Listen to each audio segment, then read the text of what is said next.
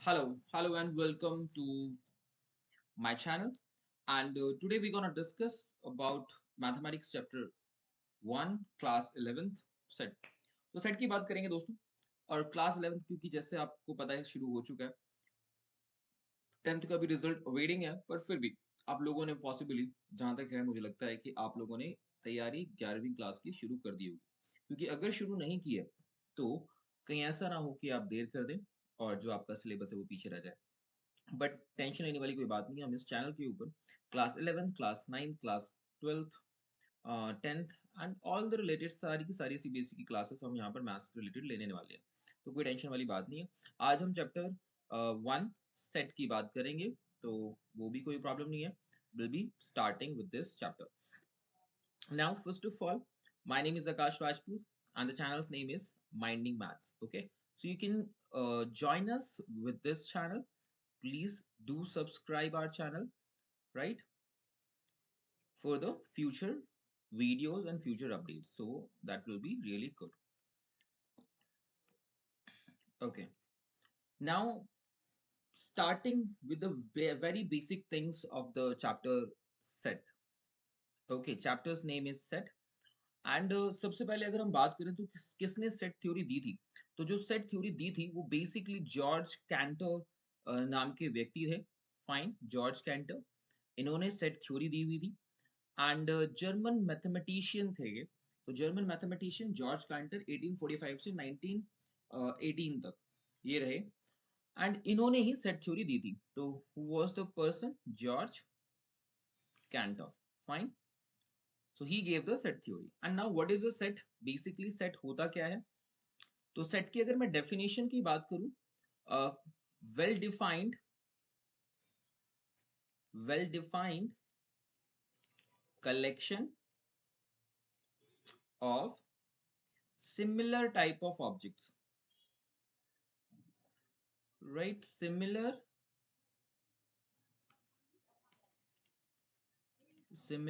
type of objects. अब ये जो कलेक्शन होगी सिमिलर टाइप ऑफ ऑब्जेक्ट के लिए ही होगी, यानी कि इसके अंदर जो भी एलिमेंट्स होंगे या जो भी ऑब्जेक्ट्स आएंगे उनके अंदर कुछ ना कुछ सिमिलैरिटी होनी जरूरी है. तो पहली बात यहाँ पर सिमिलैरिटी का होना है. और दूसरा है वेल डिफाइंड. तो ये जो वेल डिफाइंड है, वेल डिफाइंड का मतलब क्या होता है यहाँ पे? वेल डिफाइंड का मतलब आप समझें. वेल डिफाइंड का क्या मतलब है? वेल डिफाइंड का सिंपल सा मतलब है universally true. If something is universally true, that means एक ऐसा सेट जिसके एलिमेंट्स मेरे लिए भी वही हैं जो किसी अदर कंट्री में रहने वाले पर्सन के लिए हैं. दैट मीन्स कि जो मेरा सेट है वो वेल डिफाइंड है. फाइन. और अगर मैं ऐसे कुछ एलिमेंट्स ले लेता हूं अपने सेट में जो दूसरे पर्सन के लिए उस सेट के एलिमेंट्स डिफरेंट डिफरेंट हो सकते हैं, तो हमारा जो सेट है वो वेल डिफाइंड नहीं है. तो वेल डिफाइंड होने की कंडीशन सिर्फ इतनी सी है कि एक ऐसा सेट जिसके एलिमेंट्स यूनिवर्सली ट्रू हो, यूनिवर्सली सेम हो, वो पर्सन टू पर्सन वेरी ना करें. फॉर एग्जाम्पल, अगर हम बात करें N, capital N. So capital N is what? Set of natural numbers. अगर सारे नेचुरल नंबर्स का हम सेट बनाएं तो उसको हम कैपिटल एन से डिनोट कर सकते हैं, राइट? अब नेचुरल नंबर्स का अगर हम सेट बना रहे हैं तो आप समझो सभी के सभी वन से स्टार्ट होंगे. 1 2 3 4 5, राइट, लाइक दैट. और आपको पता है कहाँ तक जाते हैं ये नेचुरल नंबर्स? कहाँ तक जाते हैं? तो नेचुरल नंबर्स आपके इन्फिनाइट तक जाते हैं. 1 2 3 4 5 and goes up to infinite. ध्यान रखने वाली बात यह है कि जब भी आप किसी सेट को रिप्रेजेंट करते हो तो वो हमेशा कैपिटल लेटर से करते हो. फाइन. किसी भी सेट को रिप्रेजेंट करने का जो तरीका होता है या लिखने का जो तरीका होता है वो कैपिटल्स से. तो फिलहाल यहाँ पे क्योंकि हम नेचुरल नंबर्स का सेट ले रहे हैं तो हमने कैपिटल एन उसको बोल दिया, राइट? तो एन एक सेट है जो कि नेचुरल नंबर्स के लिए है. तो और जो भी एलिमेंट्स होंगे वो कॉमा से सेपरेटेड होंगे. सेट के सारे एलिमेंट्स कॉमा से सेपरेटेड होंगे. पैरेंथेसिस, इनको हम पैरेंथेसिस कहते हैं. कर्ली ब्रेसेस, कर्ली ब्रैकेट्स, आप जो भी नाम दें, इनके अंदर ही एलिमेंट्स लिखे जाने हैं. अगर कुछ आपने कर्ली ब्रैकेट के अंदर लिख दिया कॉमा से स्पेसिफाई करके, दैट मींस कि वो एक सेट रिप्रेजेंट कर रहा है. ठीक है. और क्योंकि ये जो नेचुरल नंबर्स का सेट है यूनिवर्सली ट्रू है सभी के लिए, चाहे वो पर्सन इंडिया में हो चाहे वो पर्सन यूएस में हो, सभी पर्सन के लिए ये जो सेट है वो सेम ही रहेगा, इसके एलिमेंट्स कहीं से कहीं तक नहीं बदलेंगे, राइट। सो इसीलिए हम कहेंगे कि ये एक वैलिड वेल डिफाइंड सेट है। फाइन, आगे हम बात करते हैं Z. Z is what? Set of all integers. तो आपको पता ही इंटीजर्स में पॉजिटिव्स भी आते हैं, 0 1 2 3 dot dot dot positive infinity तक। फाइन, सो पॉजिटिव इन्फिनिटी तक। और इधर आपका -1, राइट, -2, -3 एंड इधर अपना नेगेटिव इन्फिनिटी तक जाएगा। तो ये हमारा क्या हो जाएगा, कर्ली ब्रेसेस के अंदर हमने सेपरेटेड कर दिया एलिमेंट्स को कॉमास के साथ। तो अब हमारा ये क्या हो गया, सेट ऑफ इंटीजर्स हो गया। लाइक दैट ओनली क्यू हमारा क्या रिप्रेजेंट करता है, set of rational numbers. R set of real numbers. Z plus means सारे के सारे पॉजिटिव इंटीजर्स। तो सिर्फ मैं ये वाले नंबर्स लूंगा जो कि पॉजिटिव इंटीजर्स हैं, 0 1 2 3 वो लिए जाएंगे, नेगेटिव्स नहीं लिए जाएंगे। क्यू प्लस यानी कि पॉजिटिव रैशनल नंबर, सिर्फ पॉजिटिव रैशनल नंबर्स ही लिए जाएंगे। And R plus means real number तो लेने हैं, पर अब आपको रियल नंबर में सिर्फ पॉजिटिव रियल नंबर लेने हैं, नेगेटिव रियल नंबर्स आपने नहीं लेने। कूल। तो ये हमारा हो गया बेसिकली सेट का इंट्रोडक्शन। तो सेट क्या होता है, एक वेल डिफाइंड कलेक्शन होती है सिमिलर टाइप ऑफ ऑब्जेक्ट की। एक जो भी आप सेट बनाओ उसके सारे एलिमेंट्स किसी ना किसी एक सिमिलैरिटी से जुड़े हों। फॉर एग्जांपल क्लास 11th में बॉयज का अगर मैं सेट बनाऊं, तो अब आप समझें सब बॉयज का नेम अलग है, सारे बॉयज की हाइट अलग हो सकती है, सब बॉयज के फादर डेफिनेटली उनके नेम्स अलग हो सकते हैं। तो मोस्ट ऑफ द चीजें सभी बॉयज में डिफरेंट है, बट एक कॉमन चीज क्या है कि वो सारे के सारे बॉयज हैं किसके, क्लास 11th के। फाइन, तो एक सिमिलैरिटी आ गई। तो जब भी सारे एलिमेंट्स किसी न किसी एक सिमिलैरिटी से जुड़े होते हैं तो वो सेट के अंदर रखे जा सकते हैं, उसका सेट बनाया जा सकता है और वो वेल डिफाइंड भी कहा जाएगा। आई होप ये बात आपको समझ में आई होगी। आगे बढ़ते हैं, अब हम आगे की बात करते हैं। तो रिप्रेजेंटेशन ऑफ सेट की बात है आगे, रिप्रेजेंटेशन। तो सेट को रिप्रेजेंट कैसे किया जाता है, तो हमारे पास दो तरीके हैं, roster form, tabular form. Roster form या टैबुलर फॉर्म, जो रोस्टर फॉर्म होती है उसको टैबुलर फॉर्म भी कह सकते हैं। इसमें क्या होता है, we write all the elements of the set, of the set. We write all the elements of the set inside the parentheses,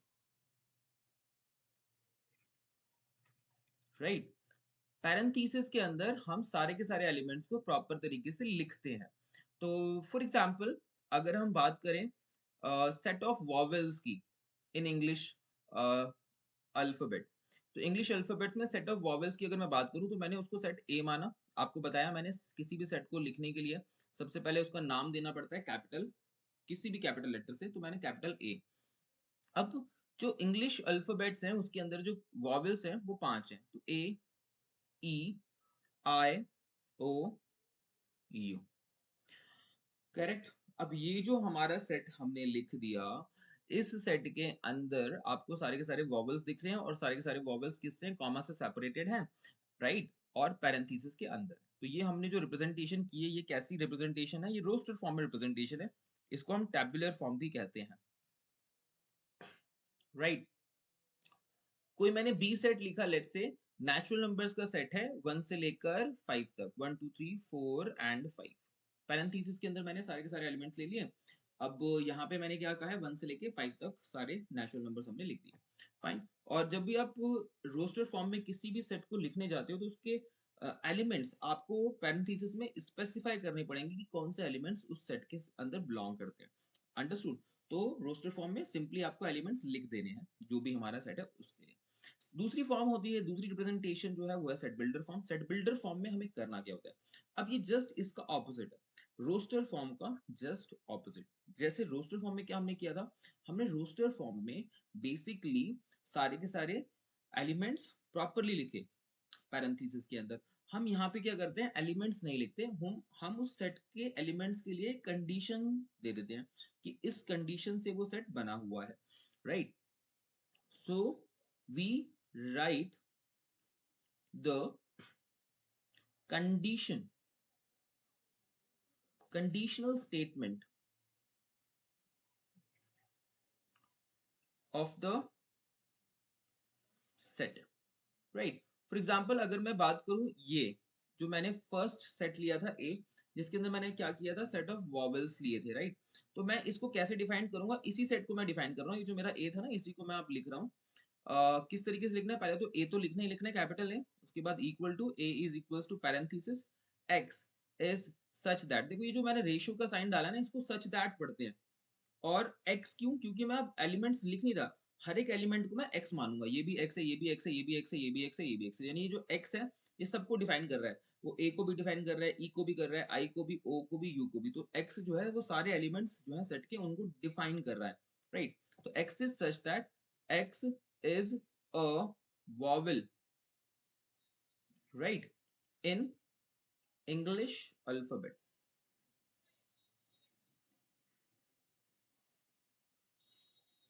alphabets, right. तो x क्या है, एक वॉवेल है इंग्लिश अल्फाबेट्स में। तो इस तरीके से मैंने ए सेट को डिफाइन कर दिया। कुल, तो हमारा पैरेंथेसिस हमने यहाँ पे बंद करना है, क्लोज करना है, अदरवाइज सेट प्रॉपर्ली डिफाइन नहीं होगा। अगर हम सेट बी की बात करें, तो सेट बी में मैंने क्या लिया था, नेचुरल नंबर्स लिए थे 1 से लेके 5 तक। तो मैं इसको कैसे लिखूंगा, x is such that x belongs to, like x is the element of, see e का मतलब है belongs to या फिर element, तो ध्यान रखना x is such that x is the element of n, capital n पता है ना, नेचुरल नंबर्स। अब सिर्फ इससे तो बात नहीं बनेगी कि x is the element of capital n, क्योंकि आपको पता है नेचुरल नंबर तो 1 से लेके इनफाइनाइट तक जाते हैं, पर हमारे कहाँ से कहाँ तक है, 1 से लेके 5 तक ही है।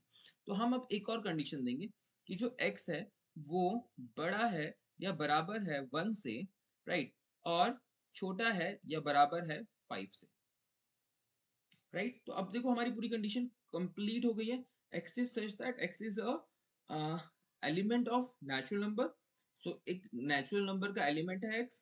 अब क्योंकि नेचुरल नंबर के एलिमेंट तो हमें पता है 1 से लेके 2 3 4 5 इनफाइनाइट तक जाते हैं, तो हमें उन्हें लिमिट करना पड़ेगा। अब लिमिट कहाँ से कहाँ तक है, तो आप देख पा रहे हो मैंने 1 से लेके 5 तक लिखा हुआ है। तो x कहाँ से कहाँ तक लेना है, उसकी लिमिट दे दो, उसकी एक कंडीशन दे दो कि हमने x जो है 1 से लेके 5 तक लेना है। सो फाइन, हमारा ये रिप्रेजेंटेशन ऑफ सेट भी कंप्लीट हो गया। आगे बढ़ते हैं। ये दोनों बहुत इंपॉर्टेंट है, set builder and roster form, ये बहुत इंपॉर्टेंट है। आगे बढ़ते हैं, ये बेसिक हमने बातें कर ली, इंट्रोडक्शन हमारा हो गया। अब हम 1.1 पर आते हैं। देखो, which of the following are sets, justify your answer. आपको ये जस्टिफाई करना है कि इनमें से कौन सा सेट है। तो मैंने आपको बताई, सेट होने के लिए बेसिक कंडीशन क्या है कि वो वेल डिफाइंड होना चाहिए, राइट, वो वेल डिफाइंड होना चाहिए। अगर वो वेल डिफाइंड है तो ही वो सेट माना जाएगा, अदरवाइज वो सेट नहीं माना जाएगा, राइट। तो वेल डिफाइंड कौन होगा, जो यूनिवर्सली ट्रू हो, जिसके एलिमेंट्स किसी के लिए भी ना बदलते हो, सारे के सारे एलिमेंट सेम हो। जस्टिफिकेशन भी देनी है। तो collection of all the months of the year beginning the letter J.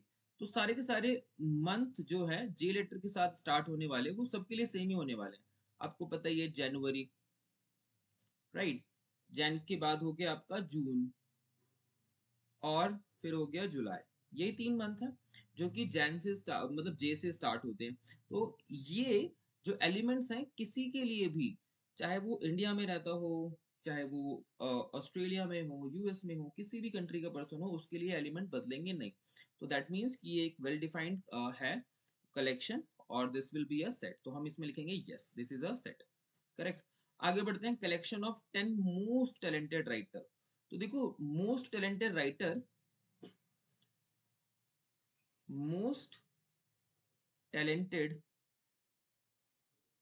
Writers list. अब देखो ये जो लिस्ट है मोस्ट टैलेंटेड, मेरे हिसाब से 10 अलग हो सकते हैं। मेरी लिस्ट में 10 मेरे राइटर्स हो सकते हैं, आपकी लिस्ट में आपके 10 अलग राइटर्स हो सकते हैं। तो ये जो लिस्ट होगी, ये पर्सन टू पर्सन वेरी करेगी, राइट। ये सेम नहीं है, ये सेम हो ही नहीं सकती ना, ये यूनिवर्सली ट्रू नहीं है। तो most talented writers list will vary from person to person, right. Person to person ये मोस्ट टैलेंटेड राइटर्स की लिस्ट वेरी करेगी। तो ये बेसिकली एक सेट नहीं हो सकता, तो not a set, correct, second set नहीं है। Team of 11 best cricketers, again no. क्यों नहीं हो सकता? बेस्ट क्रिकेटर्स, जो बेस्ट क्रिकेट बैट्समैन है वर्ल्ड के, वो मेरे लिए अलग हो सकते हैं, आपके लिए अलग हो सकते हैं। The list is not same, right? The list items will not B same for all the persons. So basically वो जो पूरी पूरी पूरी दुनिया में जो लोग हैं, सबके लिए उनकी जो बेस्ट क्रिकेट बैट्समैन होंगे वो अलग अलग होंगे। So the list will vary from person to person. Will right, list will vary from person to person. हर एक पर्सन के लिए वो जो लिस्ट होगी वो अलग होगी, इसलिए no. Team, the collection of all boys in your class, yes, बिल्कुल सही। कलेक्शन जो बॉयज हैं हमारी क्लास के अंदर, उसकी कलेक्शन तो वही होगी। अगर 10 बच्चे हैं तो 10 ही होंगे, 11 हैं तो 11 ही होंगे बॉयज, 15 हैं तो 15 ही होंगे। जितने भी आपकी क्लास में बॉयज हैं वो डेफिनेटली उतने ही रहने वाले हैं, ना चेंज होंगे।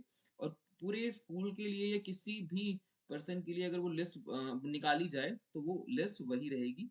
जो भी आपकी क्लास 11th में बॉयज हैं उनकी लिस्ट नहीं बदलने वाली है, तो definitely this is a set.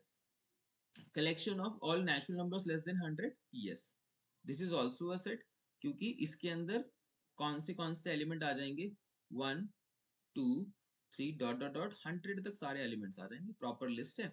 और सभी के लिए यही लिस्ट रहेगी, बदलने नहीं वाली है। Collection of novels of the Munshi Premchand, बिल्कुल सही, यस होगा इसका भी, क्योंकि मुंशी प्रेमचंद ने जितनी भी नॉवेल्स लिखी हैं वो लिस्ट सभी के लिए सेम होगी, चाहे आप मुंशी प्रेमचंद को पढ़ो या ना पढ़ो, पर अगर लिस्ट निकालोगे तो वही नॉवेल्स की लिस्ट निकालोगे जो उसने लिखी हुई है। The collection of all even integers, बिल्कुल सही, collection of all even integers जो होंगे उनकी भी लिस्ट बिल्कुल सही होगी आपकी, सेम होगी सभी पर्सन के लिए, तो definitely yes. Collection of questions in this chapter, definitely वो जो क्वेश्चंस इस चैप्टर में हैं, अगर 10 हैं, 15 हैं, 20 हैं, 50 हैं, जो भी हैं, वो वही सबके लिए सेम है, हर पर्सन के लिए उतने ही क्वेश्चन है। आप ऐसा नहीं है कि कोई इंटेलिजेंट है तो उसके लिए ज्यादा क्वेश्चंस हैं और कोई अगर थोड़ा कम इंटेलिजेंट है तो उसके लिए कम क्वेश्चंस है, ऐसा नहीं, right? Collection of most dangerous animals in the world, तो नहीं, क्योंकि मोस्ट डेंजरस एलिमेंट एनिमल्स की जो लिस्ट है वो मेरे लिए अलग होगी, आपके लिए अलग होगी, right? Will right, list will vary from person to person, correct, from person to person. So definitely ये हमारी लिस्ट अलग अलग होगी, तो ये सेट नहीं हो सकता।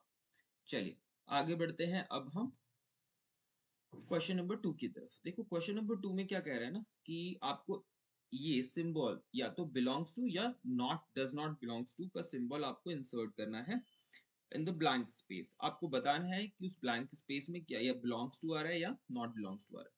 कब बिलोंग्स टू आएगा? अगर आप ये जो पहला एलिमेंट है वो अगर इस सेट में आप ढूंढ पाए तो वो बिलोंग्स टू होगा, अगर वो एलिमेंट नहीं मिल पा रहा है तो वो नॉट बिलोंग्स टू होगा। तो आप 5 देखो, 5 डैश ए, तो 5 तो डेफिनेटली इसका एलिमेंट है, 5 belongs to A. 8 belongs to A और नॉट, देखो 8 इस लिस्ट में, इस सेट की लिस्ट में आ ही नहीं रहा, तो 8 डज नॉट बिलोंग्स टू ए। 0, देखो 0 भी इस लिस्ट में नहीं आ रहा, तो डज नॉट बिलोंग्स टू ए। 4, 4 आप देखेंगे 4 इस लिस्ट में है, एज इट इज है, तो 4 बिलोंग्स टू ए हो जाएगा। 2 की अगर हम बात करें तो 2 को देखो, 2 बिलोंग्स टू ए आपका आ जाएगा, क्योंकि 2 लिस्ट में ऑलरेडी मौजूद है। 10, 10 इस लिस्ट में नहीं है, तो 10 will not be there, so 10 does not belongs to A. हमने फिल कर दिया, वेरी इजी, कोई प्रॉब्लम नहीं है, कोई दिक्कत वाली बात नहीं है।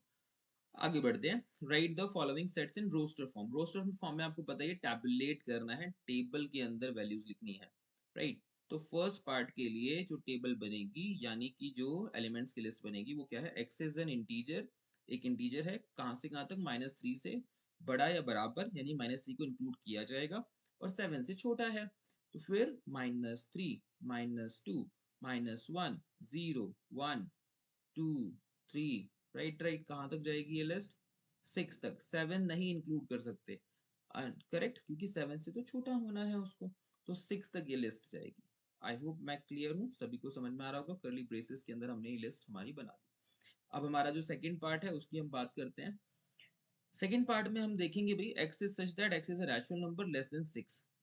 एक्स एक नेचुरल नंबर है और वो 6 से छोटा है, ठीक है, सारे के सारे नेचुरल नंबर 6 से छोटे लिख दो, 1 2 3 4 5 6। आई होप बहुत आसानी से समझ में आ रहा होगा, है ना। सेकंड पार्ट भी हमारा कंप्लीट हो गया। थर्ड पार्ट पे आते हैं। x is such that x is a two digit natural number such that the sum of its digits is 8। यानी वो टू डिजिट का एक नेचुरल नंबर है जिसके डिजिट्स का सम 8 होगा। तो वो सारे के सारे टू डिजिट के नंबर आप लिख लो जिनको भी जोड़ के 8 आ जाए। तो सबसे पहले तो आप देखोगे 1 7 17, है ना, 1 + 7 क्योंकि 8 होता है। फिर आप देखोगे 2 6 26 जो कि फिर से 8 आपको देगा 2 + 6। फिर 3 5 35 आप ले लोगे क्योंकि 3 + 5 फिर से 8 देता है। फिर 44 आप ले लोगे बिकॉज 4 + 4 8 देता है। फिर आप ले लोगे 53 बेटा क्योंकि 5 + 3 8 देता है। फिर आप ले लोगे 62 बेटा क्योंकि 6 + 2 फिर से 8 देता है। फिर आप ले लोगे 71, राइट।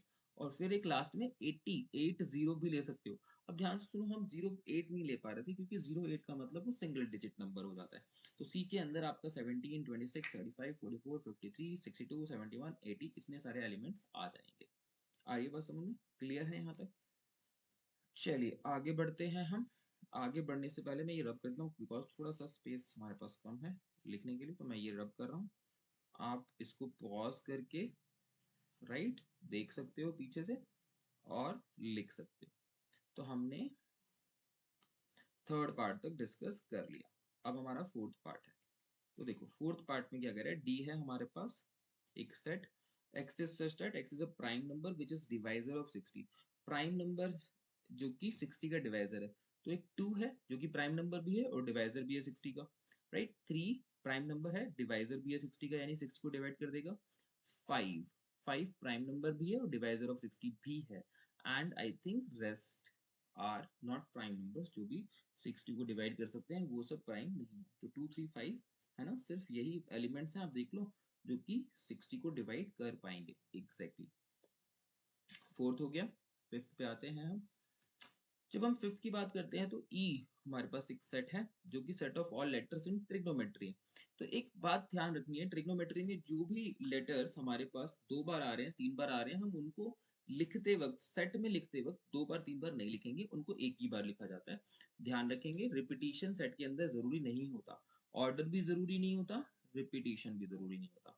तो हम देखते हैं ट्राइगोनोमेट्री के अंदर टी एक बार आ रहा है, ठीक है। फिर आर, देखो स्पेसेस से आपको कॉमा से आपको सेपरेट करना है। टी आ गया, आर आ गया, फिर आई आ गया, ठीक है, जी हो गया, ओके, ओ हमें लिखना है, ओके, एन हमें लिखना है, राइट। अब तक सब कुछ हमने एक बार लिखा है। फिर ओ ऑलरेडी हम लिख चुके हैं तो नहीं लिखेंगे, एम हमें लिखना पड़ेगा, ई अभी तक हमने नहीं लिखा, ई लिखना पड़ेगा, टी ऑलरेडी हम लिख चुके हैं, आर ऑलरेडी लिख चुके हैं, वाई अब हमें लिखना है और करली ब्रेसेस बंद। That's it. तो अब देखो जो भी चीजें 2 बार थी ना वो हमने लिखी नहीं है, वो एक ही बार लिखी गई है। तो ये हमारा बन गया सेट, फाइन। अब हम बात करते हैं सिक्स्थ पार्ट की। तो सिक्स्थ पार्ट में भी हमें सेम काम करना है। तो इस सिक्स्थ पार्ट में भी जब हम एफ जो सेट है वो बनाएंगे तो हम बेटर में जो भी 2 बार चीजें आ रही हैं उनको एक ही बार लिखेंगे। बी एक ही बार है, लिख दिया। ई लिख दिया। फिर डबल टी है तो वो तो एक ही टी आएगा, राइट। और फिर ई ऑलरेडी हम लिख चुके हैं तो लिखने की जरूरत नहीं है, आर हमने लिख देना है, हमारा काम हो गया। ये हमारा क्वेश्चन नंबर 3 भी कंप्लीट हो जाता है। आगे बढ़ते हैं क्वेश्चन नंबर 3 के बाद क्वेश्चन नंबर 4 पे। देखिए भाई, right the following sets in set builder form. Set builder form में आपको पता ही है कैसे लिखना है, कंडीशनल स्टेटमेंट देनी होती है आपको। कोई ये जो टैबलेट फॉर्म है इस तरह से एलिमेंट की कंडीशन देनी है, कोई भी एलिमेंट्स नहीं लिखने। तो आप देखो क्या है, पहले तो 3 6 9 12 है ना। तो फर्स्ट पार्ट की मैं बात करूं, 3 6 9 12, 3 1 जा 3, 3 2 जा 6, 3 3 जा 9, 3 4 जा 12। तो क्या ये 3 के मल्टीपल्स हैं? क्या ये 3 का टेबल है? कहाँ तक है? 12 तक। 3 4 जा 12 होता है, राइट। तो इसके बहुत सारे तरीके हो सकते हैं।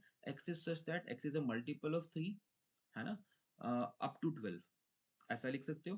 पर अगर हम एक बहुत अच्छे तरीके से लिखें इसको तो हम ऐसा लिखेंगे x is such that x is equals to 3 times a। N N नहीं लिख रहा क्योंकि ना x और n थोड़ा जैसा एक जैसा ही लगता है, तो 3a ले लिया मैंने, राइट। जहां पे a जो है बिलोंग्स टू कैपिटल N, यानी कि a हमारा नेचुरल नंबर है और a की लिमिट हम देखेंगे भी 1 से लेके 4 तक जा रहा है ना, 3 1 जा 3, 3 2 जा 6, 3 3 जा 9, 3 4 जा 12, तो a जो है वो 4 तक जा रहा है। तो हम a को और कंडीशन करेंगे कि a जो है बड़ा है या बराबर है किसके, 1 से, और छोटा है या बराबर है 4 से। करेक्ट। तो अब आप देखो बिल्कुल सही सटीक हमने जो इसकी एक सेट बिल्डर फॉर्म है वो लिख दी। सेकेंड पार्ट पर आते हैं भाई, 2 4 8 16 32, तो 2 का डबल फिर 4 का डबल फिर है ना 8 का डबल, राइट है। तो 2 की पावर 1, 2 की पावर 2, 2 की पावर 3, 2 की पावर 4, 2 की पावर 5, बिल्कुल सही। तो ये लॉजिकली ये जो हमारा सेट बी सेकंड वाला जो सेट है वो बी सेट, इसको मैं मान रहा हूँ।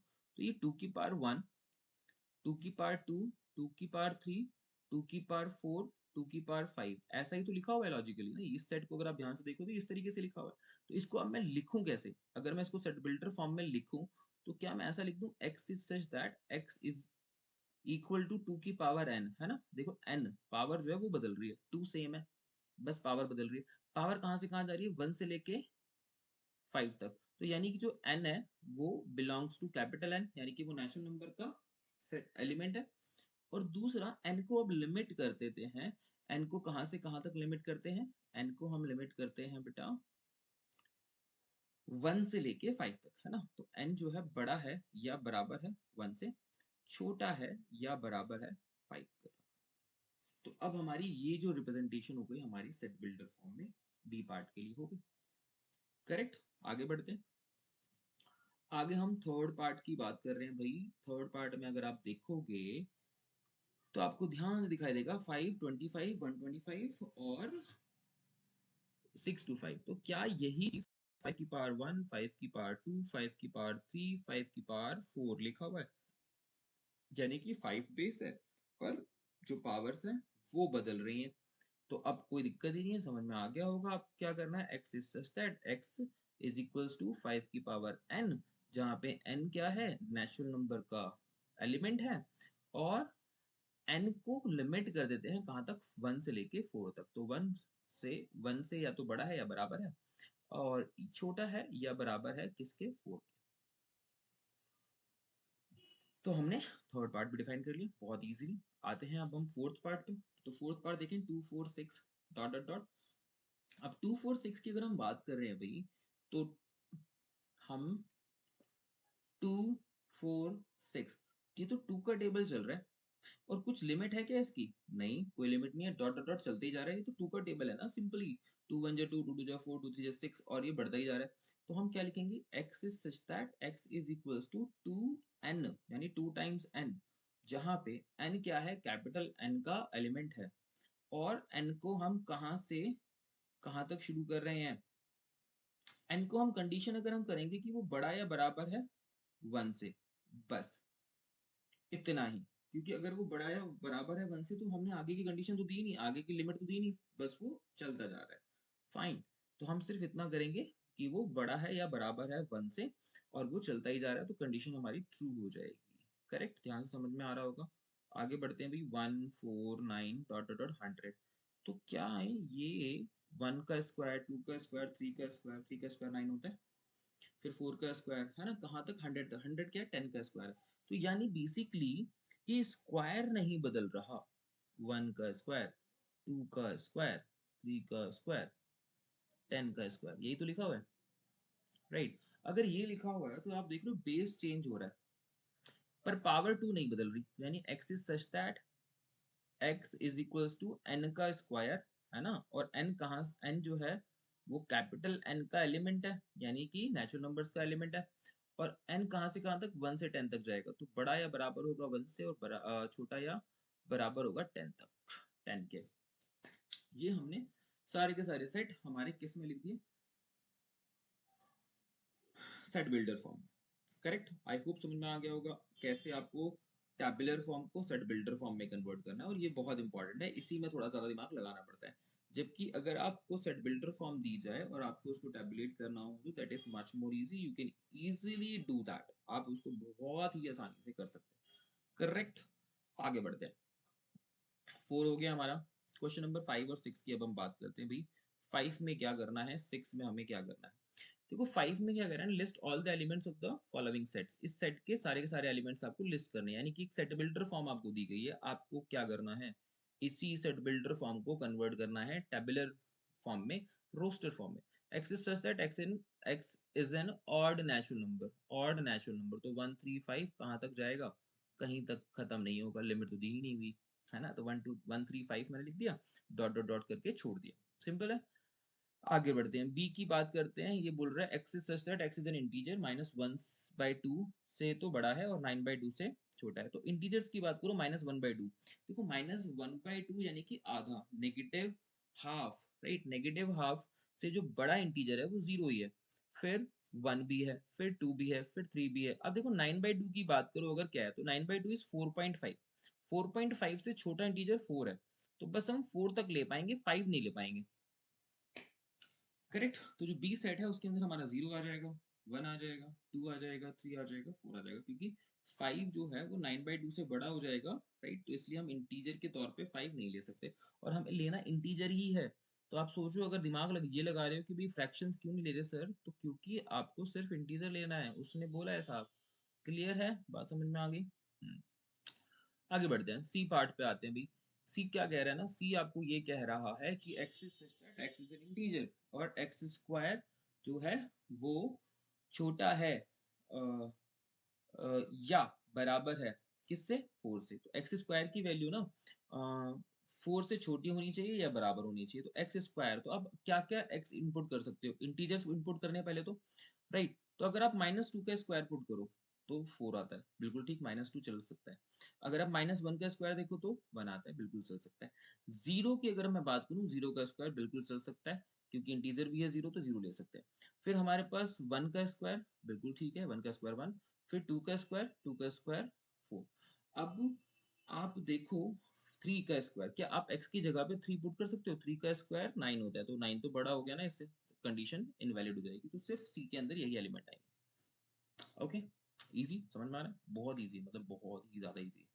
आगे बढ़ते हैं भाई, आगे क्या करें, D x is such that x is a letter in the word loyal, एक लेटर है किसके अंदर, लॉयल वर्ड के अंदर, तो हम लिखेंगे क्या, लॉयल को हमें टैबुलेट करना है, मैंने बताया जो भी लेटर 2 बार आ रहा है उसको एक ही बार लिखना है, एल एक बार लिख दो, ओ लिख दो, वाई लिख दो, ए लिख दो, बस, क्योंकि दूसरा एल दोबारा नहीं लिखना, ऑलरेडी लिख चुके हैं।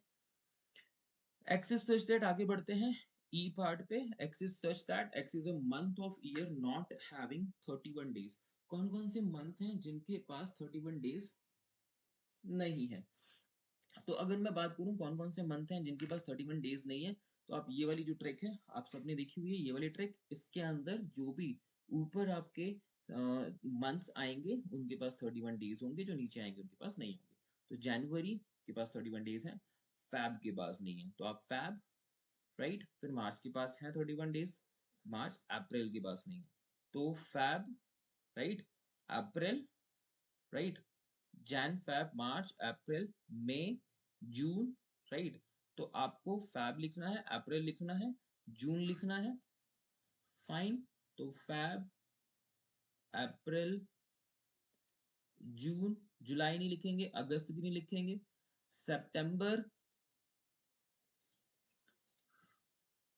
फिर अक्टूबर नहीं लिखेंगे, नवंबर, राइट, और दिसंबर नहीं लिखेंगे, बस हो गया, ये हमारे पास एलिमेंट्स जो कि इसके अंदर आ जाएंगे, करेक्ट। ये वाली ट्रिक, पंच ट्रिक, आप इसमें यूज कर लेंगे। आगे बढ़ते हैं, हमारे पास एफ पार्ट है, 6 पार्ट है, एफ एक सेट है, x is such that x is a consonant in the English alphabet which precedes के, प्रीसीड्स का मतलब के से पहले के सारे कॉन्सोनेंट्स, के बाद के नहीं, पहले के, तो वॉवेल नहीं लेना, ए ई आई ओ यू नहीं ले सकते, तो हमें ए स्किप करना है यहाँ पे, एफ के अंदर हम क्या क्या लिखेंगे भाई, ए स्किप कर देंगे, ए बी, बी लिख देंगे, सी लिख देंगे, डी लिख देंगे, ई नहीं लिख सकते, राइट, ई नहीं लिख सकते, F, E F G, H, I नहीं लिख सकते, जे, के तो लिखना ही नहीं है, के तक प्रीसीड्स के, तो बस हो गया, B C D F G H J, that's it, हो गया, तो हमारा क्वेश्चन नंबर 5 डन। 6 पर आते हैं, मैच करना है हमें कि भाई कौन सा सेट टैबुलर फॉर्म में किस सेट बिल्डर फॉर्म के बराबर होगा? 1 2 3 6 1 2 3 6 ये क्या हो रहा है भाई? 1 2 3 6 देखो, नेचुरल नंबर डिवाइजर ऑफ 6। तो बेटी कोई प्राइम नंबर तो है नहीं, prime number and divisor of 6 ना, ये नेचुरल नंबर्स हैं और डिवाइजर है 6 के, तो यानी कि जो फर्स्ट है उसके लिए सी पार्ट करेक्ट होगा। तो सेकंड है 2,3, 2,3 नेचुरल नंबर्स हैं, प्राइम नंबर्स हैं और डिवाइजर ऑफ 6 भी हैं। राइट, राइट, सो यानी कि इसके लिए ए पार्ट करेक्ट होगा। और अगर हम बात करें मैथमेटिक्स, तो डेफिनेटली ये तो मैथमेटिक्स का ही एक सेट बना हुआ है, इसका डी, तो डी पार्ट, इसके लिए हमारा डी पार्ट करेक्ट होगा। 1 3 5 7 9 odd natural numbers less than 10, तो बहुत ही आसान है, इसके लिए हमारा बी पार्ट करेक्ट हो जाएगा और ये हमारी मैचिंग हो गई। जब आप लिखोगे तो सामने सामने लिखोगे, जिसका जो आंसर है वो उसके सामने लिख दोगे, उसके नेम के साथ, उसके पार्ट नेम के साथ। जैसे ए है तो ए सामने लिख देना आप, ठीक है, बी है तो बी सामने लिख देना आप, ठीक है, इस तरीके से हमारी मैचिंग हो जाएगी।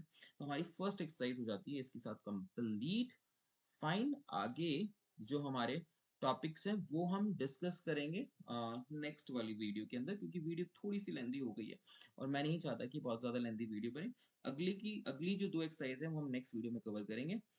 Bye the next time we meet guys, please do subscribe to our channel and have a great day. Start learning from the very beginning of this session so that आप जब फाइनल पेपर्स करें बहुत ही confidence के साथ करें और सभी बच्चों के बहुत ही ज्यादा अच्छे मार्क्स आए। ठीक है, so love you all, bye bye, take care.